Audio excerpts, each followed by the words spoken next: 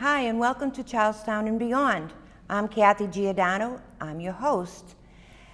Today we're doing an on-site taping of a show.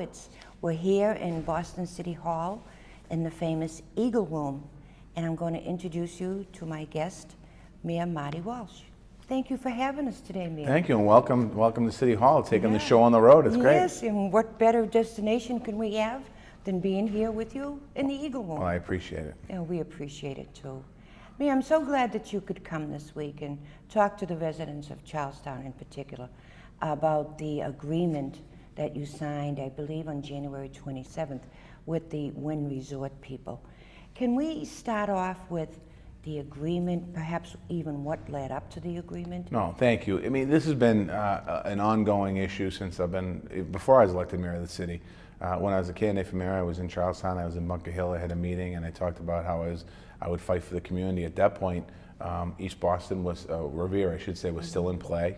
The voters of East Boston and Revere hadn't voted down the casino yet. And people in Charlestown really didn't want a casino in Everett, or a lot of people didn't want a casino in Everett.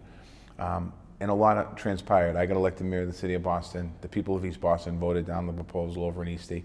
And that's kind of the history. There's a lot before that. My first day as mayor, my very first meeting was actually in the Eagle Room to talk about violence in the communities of Boston. And my second meeting, which I didn't have scheduled, was the Corporation Counsel lawyer from the office at the time, Liz DeLaRusso, who actually lives in Charlestown, came into my office and said, Mayor, you have to make a decision on whether in the Charlestown casino you are a host or surrounding community. And what that meant at that point was what type of path do we take to go down the road to look at the Wynn Casino. There's 45,000 pages of information, and I basically asked the Gaming Commission to give me time to get caught up to speed on this. During the transition, we didn't talk about it all about the Wynn proposal. I didn't know what the status was, and when I got elected, I kind of inherited this. After that, we made a decision. We talked to people in Charlestown and made the decision that we were going to go for host status, which meant that the people of Charlestown would have a vote.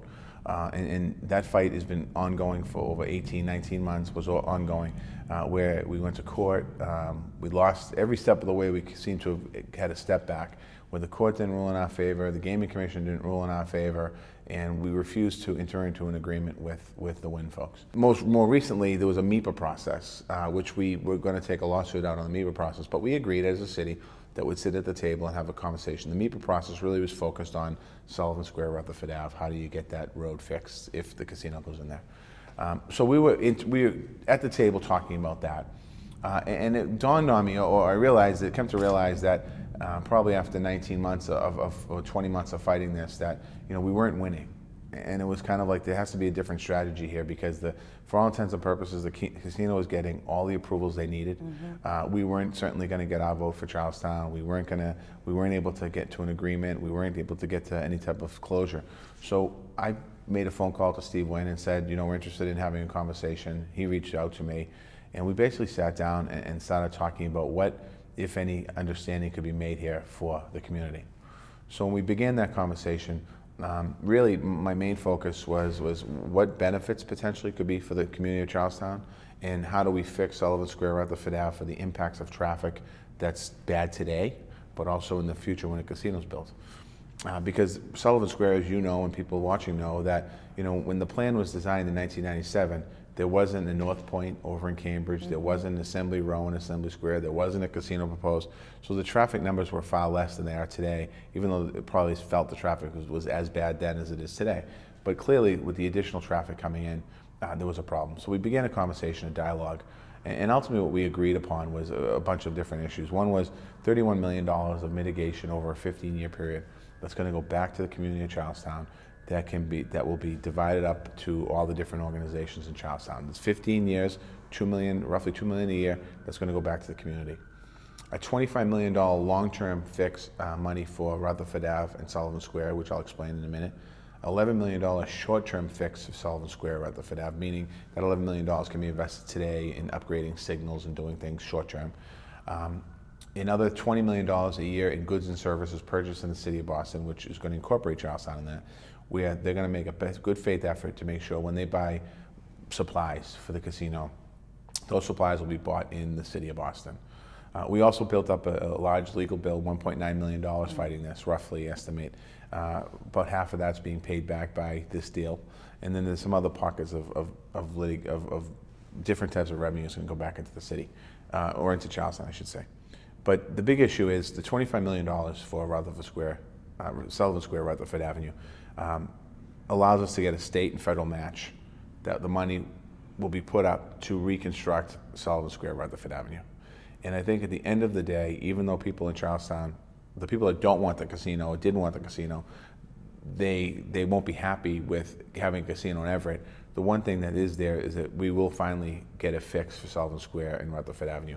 Not a fix in the sense of on paper fix, but an actual fix. We're going to be able to move towards a process that's going to be able to reconstruct Sullivan Square, reconstruct Rutherford Ave, community input, community meetings, sitting at the table, talking about how we move forward, getting federal and state money to match. We have both Congressman Capuano and Governor Baker supportive of making sure this money is there, working with Danny Ryan and Sal Martina and Sal DiDomenico, the elected officials, just making sure that we're working collectively together to get this fixed. I know that people are going to watch the show that they're going to feel that, you know, the city threw in the towel. The city didn't throw in the towel. It was just at this point, you know, continuing the discussion and continuing the fight, at the end of the day, in getting nothing back for Charlestown if a casino will be built there, wasn't the way to do it. I felt that it was the best opportunity for us to try and get some mitigation, some support for the area of Charlestown. Again, you know, I can't, there's nothing I can do. If I could go back and rewrite history, I would want to be in this conversation from day one, not halfway through the game. That was a big difference. Of course it was. And talking about the mitigation money with Charlestown, now who will decide the process for that? We're going to come up with a plan and work with the residents of Charlestown, work with elected officials of Charlestown. There's a process in South Boston for the convention center that there's activists on it, and really what happens is it's a grant proposal where people put in their grant applications to get the money, and that's a lot of money for organizations that, you know, it'll be happening over a 15-year period. So there's really an opportunity here to take this money and really help some of the local organizations moving forward. And it's very broad what the organizations can be. So there's going to be a process, and we're going to make sure the process works. Let me ask you about Rutherford Avenue and Sullivan Square. There have been meetings going on for the last 2-3 years about the reconstruction. Yep. Where does that stand today now? Will that be brought back to the drawing board? Well, I wouldn't say go back to the drawing board, but there's definitely going to be some schematics that are going to be put out there, and the community's going to have some discussion around it. I know that it's very controversial around the underpass, overpass, tunnel, no tunnel. But what's going to happen? I think there's going to be some people very pleased with what we're doing here, and I think nobody's going to get everything they want. And I think that because the situation has changed out there. You know, the Rutherford Ave development really wasn't happening back 20 years ago. It's happening today. As I said, North Point in Cambridge, which puts thousands of cars on the roadway, and Assembly Row in Somerville puts thousands of cars on the roadway. So it really is a different day. So there's going to be a process to work through that with the state, with the city, with the federal government in order to get the money into the area. But also what I want to do now is try and fast track that piece of it, because I think that's the biggest gain for the neighborhood. Even if the people of Charlestown voted for a casino, it all comes down to the traffic impacts. Right. You know, and the traffic impacts on all around Charlestown are tough. I mean, I'm in Charlestown a lot, and you see those impacts. And they're not just on the borders of Charlestown, but in Charlestown itself, the impacts every single night are felt. And we have to try and do more to make sure that we come up with a good process and a good plan. The traffic is very important to Charlestown because it's just going to be landlocked, the traffic. Yeah. And that's a quality of life issue, of course. But what about crime, Mia? Prostitution, drugs, anything that would be drawn to a casino the size of this? Well, first of all, I don't think that this casino or any casino being built is necessarily going to increase the prostitution, the drugs, or the crime. I think those are issues that we work on every single day in the city. So for example, with the prostitution, we're working with a special unit in the Boston Police Department on prostitution, and we're not looking necessarily at the women. I'm looking at the women as victims. We're really focused on the Johns and trying to break these prostitution rings that are happening in the city. We're taking some national attention on this. We're working very diligently on this to try and break some of these rings that are happening. I mean, it's basically sex slave trade that's happening, and a lot of the women that are involved in this, and some men involved in it too, they can't get out. So we have to do a better job of that. I think when it comes to the drug activity and our Office of Recovery Services that we started here in the city of Boston, it's up and running, and we're working on better ways of delivering services to try and get the drugs out of the city and get the drugs out of the communities and make better awareness. We're still a long way away, as people in Charlestown certainly know. A lot of families have been affected. It's an epidemic, and we're losing a lot of people. They're losing a lot of people. So that's high on my priority list, and for the first time ever, it's really being talked about on a national scale. Almost every presidential candidate, both Democrats and Republicans, have talked about drug addiction. So it really has to be an effort of everybody together, Democrats, Republicans, conservatives, liberals. We really have to work on those issues, and I think that's a big thing. And the crime issue, Commissioner Evans, when we look at the stats this year, crime stats across the board went down this year in 2015. And we're just going to continue to be diligent. We have a graduating class of cadets that are coming out in the next couple of weeks. I believe some of those are going to be slated for Charlestown, for Chinatown, for North End, for East Boston. We have a cadet program that we're putting on in April. We're going to have, I think, 40 young people, cadets, the first time since 2009. We have another class going on right after that. So these are issues that, regardless of whether or not there's a casino there, these issues are with us today. So we have to work very hard to make sure that we continue to combat all these different social problems. Now, the casino is perhaps 100 yards from the border of Everett, entering Boston. The crime, whatever that happens, is going to be happening in Everett. Is Commissioner Evans working with the police department? Yeah, there'll be concurrent. There'll be some discussion around cross jurisdiction, but I honestly think that the proposal. And again, I was an opponent of this and fought very hard for Charlestown. But the proposal that's in front of Everett and the proposal that's been shown around the town of Charlestown really is a first-class venue. So Steve Wynn is not going to want to have prostitution and crime and drugs and things around his area. So I think that we will certainly have to work very closely with the Everett Police Department, and not just Everett, but probably with the Somerville Police Department and Chelsea Police Department, the surrounding towns, and they do it today. So we're just going to continue to work with them, build those relationships. So if there's a situation, in the state police as well, the state police have some jurisdiction here. So it's really going to be working collaboratively together to make sure that if a problem arises, it's dealt with immediately. It was mentioned at one time that the BRA was going to enlarge their urban renewal area in Charlestown, in Sullivan Square, but that's been dropped. Will that make a difference one way or the other? No, I think there's been a lot of interest in Rutherford Ave, Sullivan Square area. I think that at some point we're probably going to have to look at a planning area for that, because I think once this gets, let's move down the road several years, people are going to start to say, we want to develop in this area. And I think that, development's good, and I'm a strong supporter of development, but we also have to make sure it's smart development. And I think rather than allow everyone come up with their idea, we do kind of a master planning. I think that's going to probably be a step down the road here that we're going to be doing. So the people of Charlestown we're doing this now in four areas of the city of Boston, where we're kind of pre-planning what's going to come. One of those areas is on Dorchester Avenue between Andrew Station and Broadway, where it's industrial right now, and people are sitting down talking about what do they want to see there in the next 5, 10, 15, 20 years. We're doing it in Jamaica Plain. Same thing, it's under conversation now. They've been going pretty well in these conversations, and there's no proposal, it's just an idea. I announced at my State of the City the other night, 2 more areas, one Dudley Square area in Roxbury and Glover's Corner in Dorchester. So I think this is probably going to be a perfect place to look at, to have people of the Charlestown neighborhood sit down and say, not over a particular proposal, but over some potential proposals. So when the developer comes in, they already have an understanding that the community is satisfied with these type of uses. That's something that we could probably look at down the road. Let me ask you this. Where do we go from here? Charlestown, Boston, the casino? I think at some point, we're going to get the information out to the community over a broad area. We're going to have to go out and talk about what we did and where we are today. I think that, for the city, we're going to continue to move forward now and try and not necessarily put this in our back, but my number one priority still is the people of Charlestown. I made it perfectly clear with Steve Wynn that my concern is Charlestown, and he understood that. Great that he wanted to build this casino and he wants to build this operation, but he also understands where I am. And we had a very good conversation, a very direct conversation, probably about a month ago, about where I sit in my role and responsibility as the mayor of the city of Boston is, and he understood that. He's from the Boston area. I think he's from Revere originally, so he understood that. Now he clearly wants to build the casino, right. But also I think he understands the importance of the people of Charlestown who are proud and who have I don't want to say fought this fight, but they certainly did because they had some major concerns about it. And this was not something that they inherited. It happened to, Everett became a spot, Wynn bid on it and got it. So similar to the people of Eastie, the difference is the East Boston folks, the casino is actually in East Boston when the voters voted down. This one is technically not in East Boston, even though we tried to make the case it is, but we didn't win the case. Right. All sounds good, and I know that the residents of Charlestown,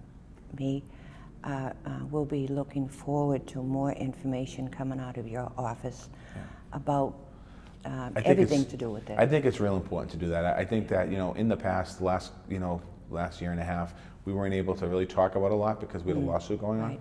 But now that there's no lawsuit, I think it's important for people to be completely briefed. Our liaison for Charlestown, Tom McKay, and people know about it. But I think we have to continually inform the people of Charlestown what the impacts could be and what to be prepared for, because people are going to want information, and people when you give people information, even though they might not like the discussion, they appreciate the information, and that's where we have to go next. Where can people call to get information? Should they? They can call 311, and they can call their liaison, the Charlestown liaison here in Charlestown. They can also, when they see me out in the street, or the elected officials as well. But I would suggest any concerns or questions about what we're doing, it's through the liaison's office here. So what happens if they call 311 and they have a concern about the casino?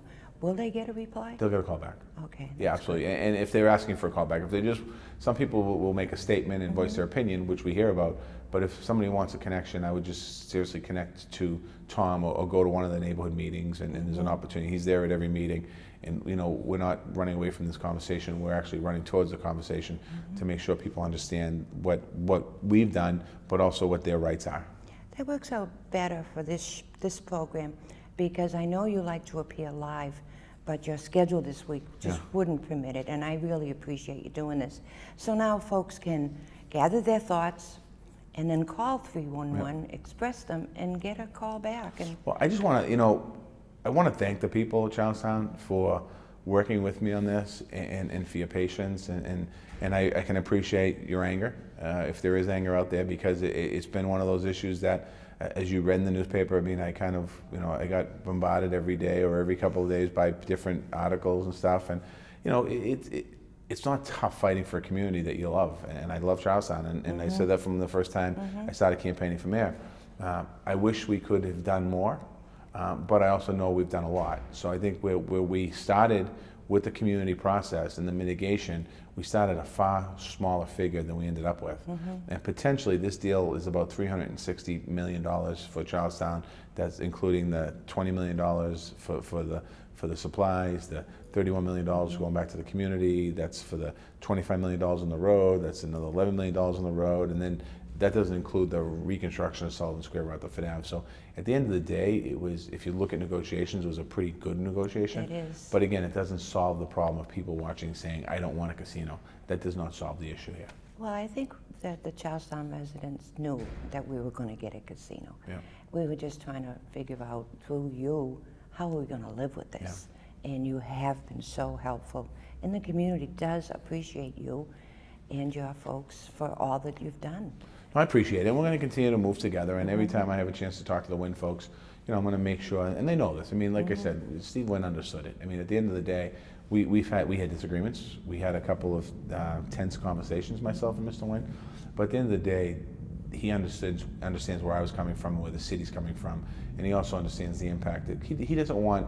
He doesn't want to have an operation in the neighborhood or next to the neighborhood that they don't want him. So I think he's going to do a lot of extras to make sure that he wins over people.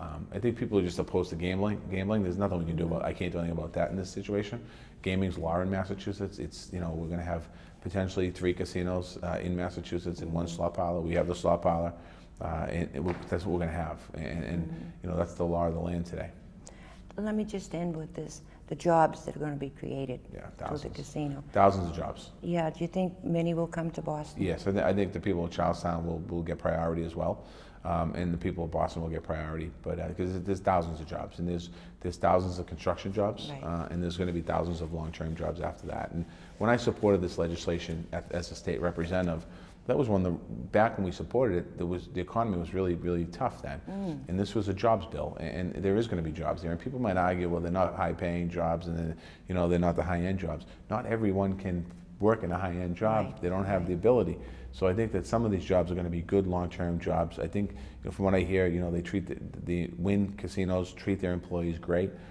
They have great benefit package. They have all that stuff. So we're going to have a job fair, by the way. We're going to have a job fair in Charlestown over the course of the next few days. We'll let everyone know. Good. So we're going to start to do more and more job fairs in Charlestown, so people can get their applications and their names in about working in this place. Will the construction jobs be union jobs? I'm not sure. I think Suffolk Construction has the contract, so Suffolk's going to be doing the job. So there's going to be a lot of long-term construction jobs, and then even longer term when it's done, because there's going to be a lot of maintenance. They're going to be doing maintenance in the facility and constantly remodeling and constantly fixing up. There's going to be a lot of construction jobs. Wonderful. Mayor, thank you so much No, thank for you. giving me this time and talking to the folks in Charlestown. I know there's been so many questions. How is this going to help Charlestown? Oh, thank All you. right, and Thanks for taking the show on the road. Well, could it be a better spot? You're a big shot now. Oh, yeah. You're competing with the networks. You think so? I don't 60 think minutes. any of them are going to worry about it. Mayor, Thanks, thank you Cookie. so Thank much. you. Thank you. Thank you. And that's the show. I hope you got a lot of information out of it, and I know I did. And to call 311 if you have any questions or concerns, and the mayor will find that out, what you've said. And as I close this week with every show, I want you to remember Harvest on the Vine. They're looking for cereal. So if you can drop off some cereal down at the Co-op Bank at 201 Main Street, or down at the Harvest on Vine and 49 Vine Street, we'd all appreciate it. So that's it for tonight. Charlestown, take care of each other. Good night.